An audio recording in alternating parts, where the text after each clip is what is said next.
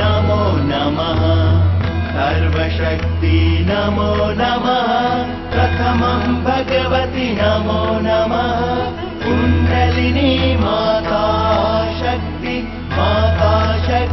नमो नमः आदिशक्ति नमो नमः सर्वशक्ति नमो नमः प्रथमं भगवति नमो नमः कुण्डलिनी माता शक्ति नमो नमः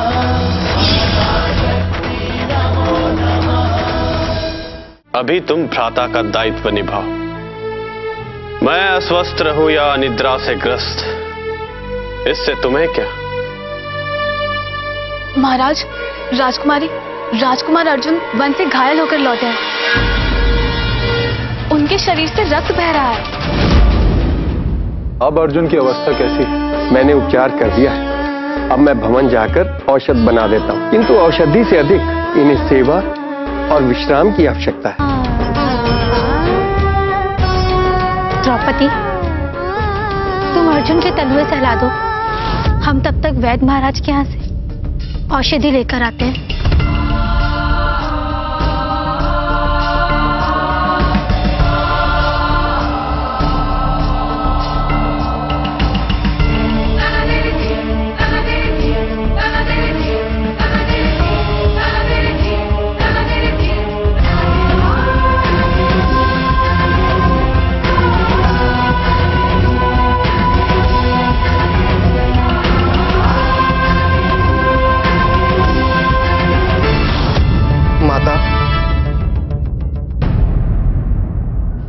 आप क्यों चिंता कर रही हैं?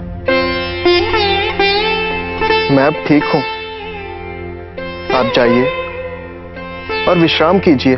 शांत।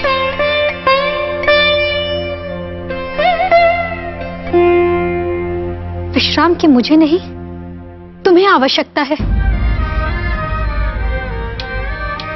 तुम विश्राम करो, हम अभी आते हैं।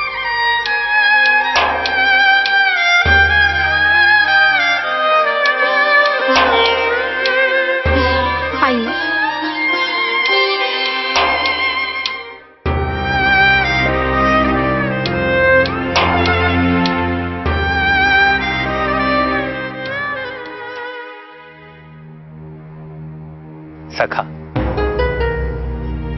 तुम्हारे इस कार्य से हम अत्यंत प्रभावित हैं।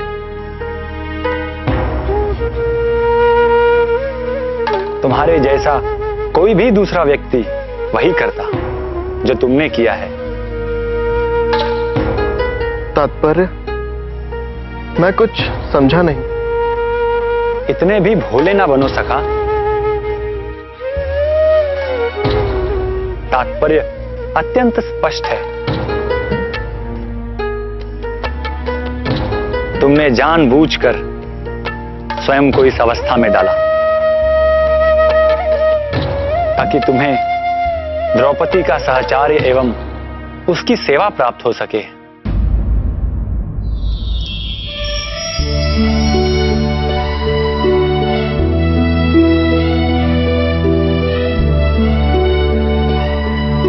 बताओ, सत्य है या नहीं? मैंने स्वयं को कष्ट देने के लिए ही सब कुछ किया। स्वयं को कष्ट क्यों?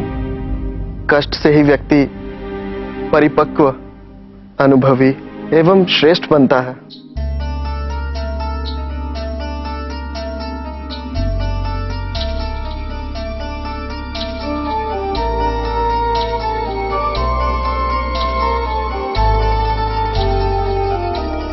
यह सत्य है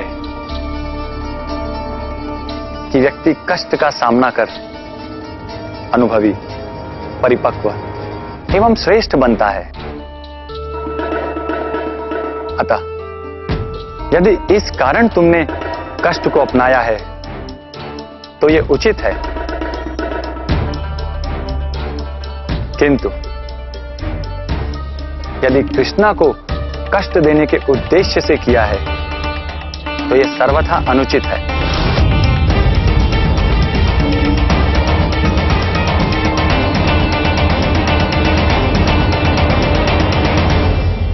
अर्जुन, तुम आर्यवर्त के सर्वश्रेष्ठ वीर हो।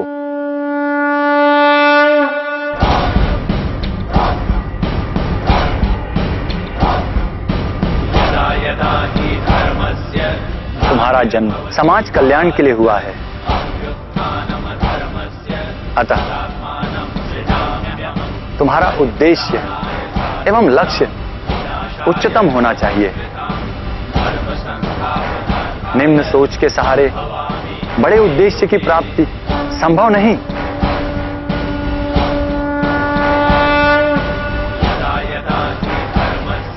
अर्जुन, अपने मन, विचार एवं दुर्बलता को नियंत्रित करो एवं अपना ध्यान केवल अपने उद्देश्य तथा लक्ष्य पर केंद्रित करो।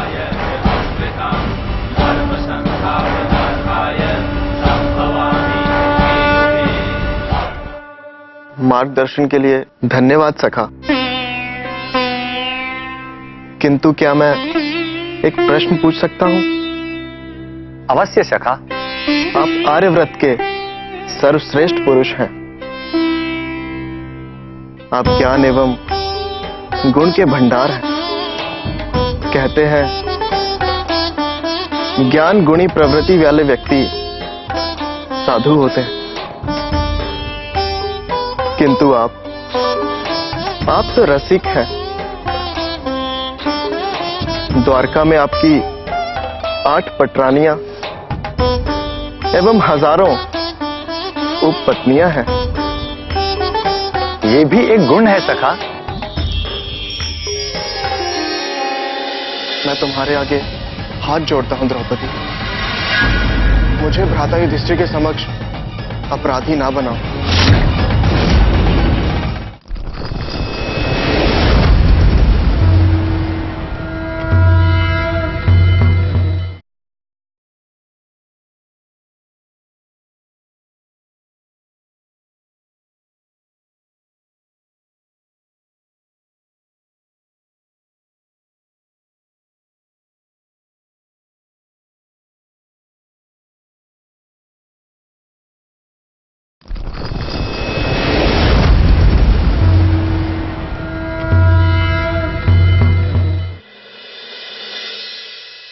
एक प्रश्न पूछ सकता हूं?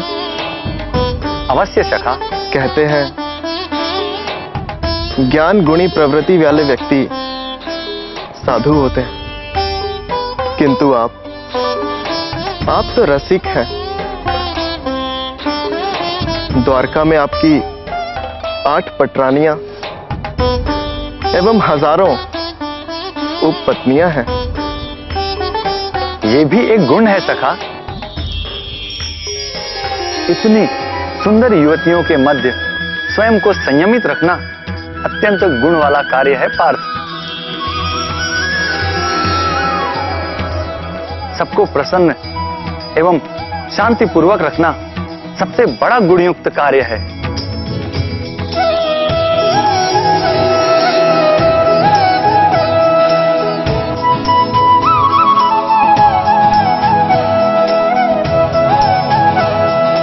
किंतु सखा, द्रौपदी के समक्ष तुमने मेरी ये क्या व्याख्या कर दी?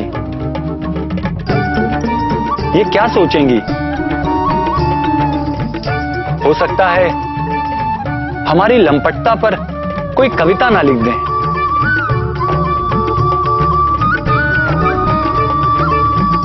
सत्य कह रहे हैं सखा। बहुत ही उम्दा कविताएं लिखती हैं ये।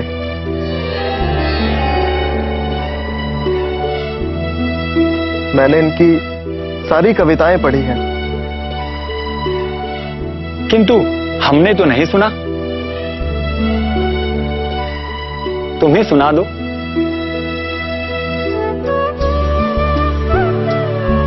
ठीक है।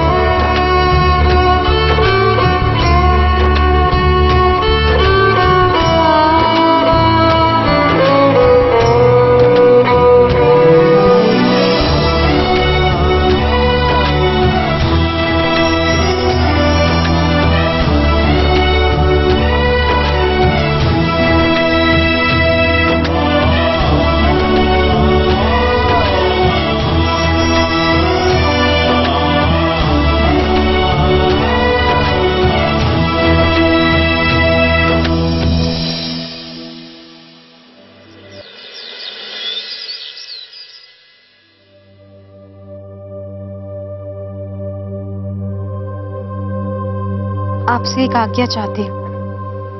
कहो द्रौपदी। अर्जुन को विश्राम एवं सेवा की आवश्यकता है, अतः वो जब तक पूर्णतः स्वस्थ नहीं हो जाते हम उनकी सेवा करना चाहते हैं। इस कारण हो सकता है रात्रि में मैं आपके समक्ष प्रस्तुत ना हो पाऊं।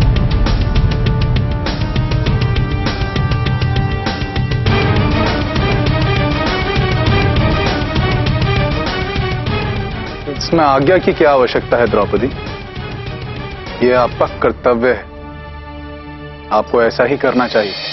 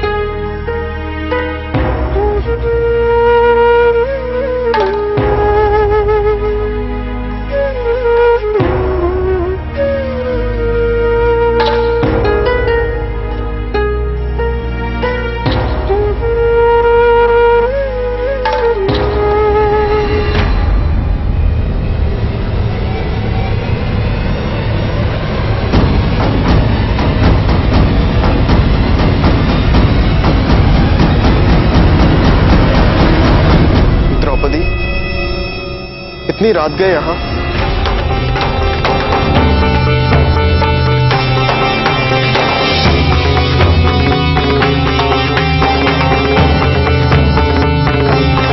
हमें आपकी सेवा के लिए हमें रात्रि का पहर गिनने की आवश्यकता नहीं। मुझे सेवा की आवश्यकता नहीं, औषधि ले चुका हूं, ठीक हो जाऊंगा। तुम जाओ, भ्राता युधिष्ठिर तुम्हारी प्रतीक्षा कर रहे होंगे। मैं तुम्हारे आगे हाथ जोड़ता हूं द्रौपदी, मुझे भ्राता युधिष्ठिर के समक्ष अपराधी ना बनाओ।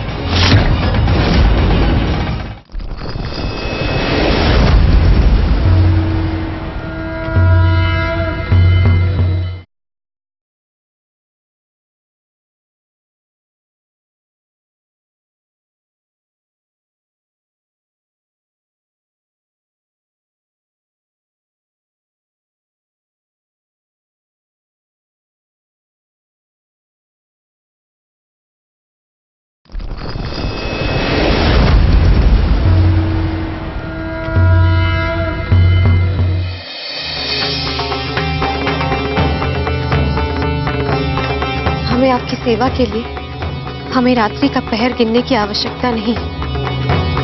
मुझे सेवा की आवश्यकता नहीं, औषधि ले चुका हूं, ठीक हो जाऊंगा। तुम जाओ, भ्राता युधिष्ठिर तुम्हारी प्रतीक्षा कर रहे होंगे। हम उन्हीं से अनुमति लेकर यहाँ आए हैं।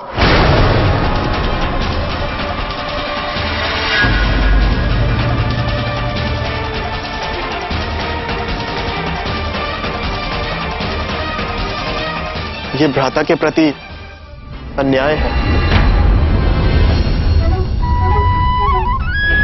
हमें ज्ञात था कि आपको हमारा यहाँ उपस्थित होना पसंद नहीं आएगा, किंतु हम यहाँ एक परिचारिका के रूप में आए हैं। क्या आपको दिखाई नहीं दे रहा कि हमने परिचारिका की वेशभूषा धारण की है?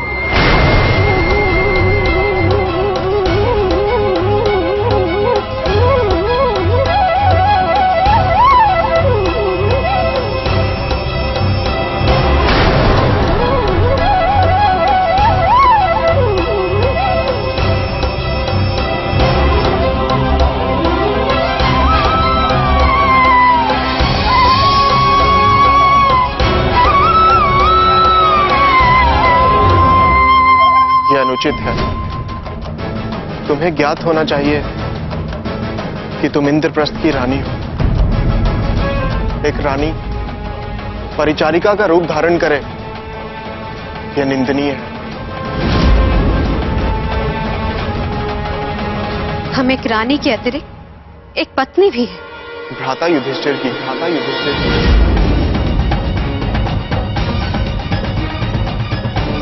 तुम भ्राता युधिष्ठिर की पत्नी हो।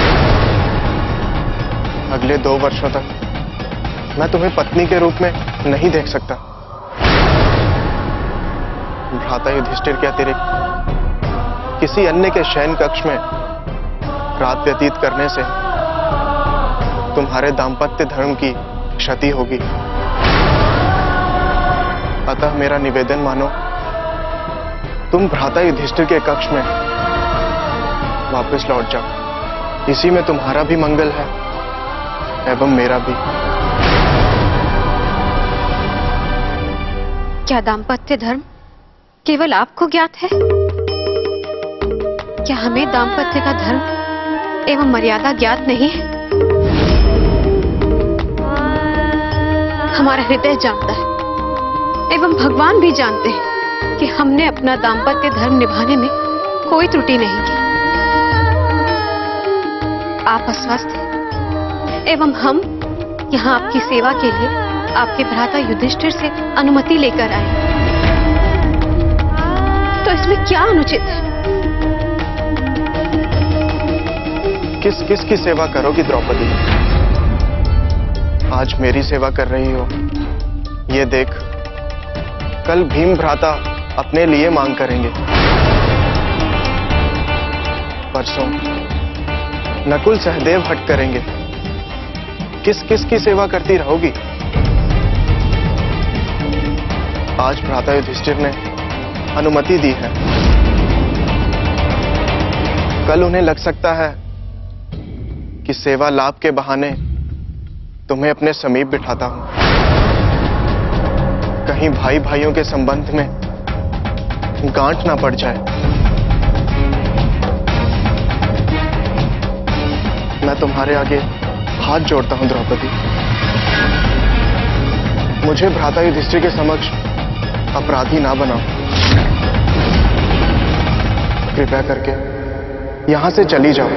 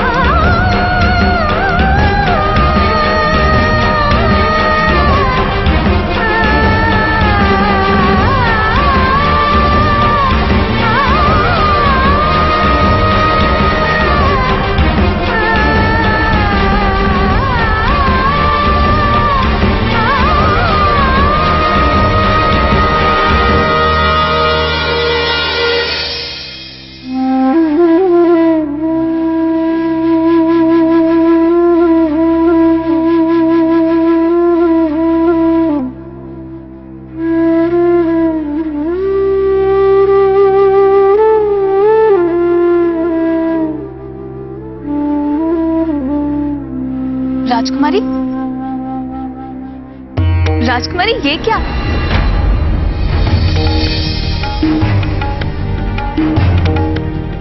आपने तो हमारा परिधान धारण कर लिया। को हम तुमसे बाद में वार्ता करेंगे। राजकुमारी, महाराज युधिष्ठिर कक्ष में उपस्थित नहीं है। उन्हें ज्ञात था कि आप अर्जुन की सेवा में उनके कक्ष में रहेंगी, अतः रात्रि में सुरक्षा व्यवस्था देखने वे नगर चले गए।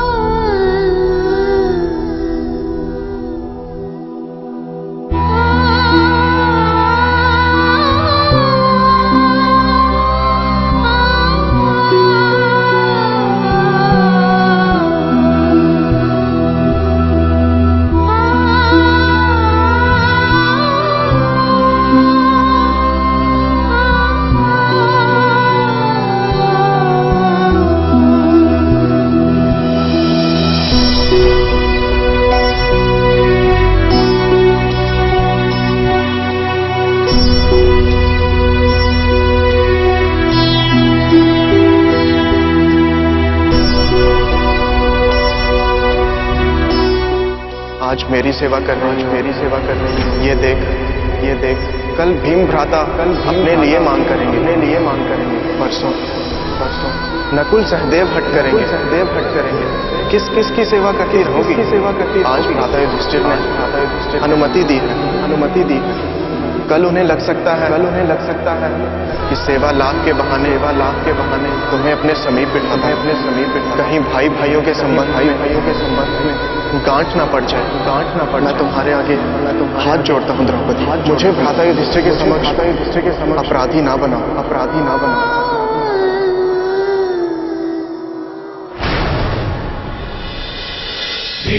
दीन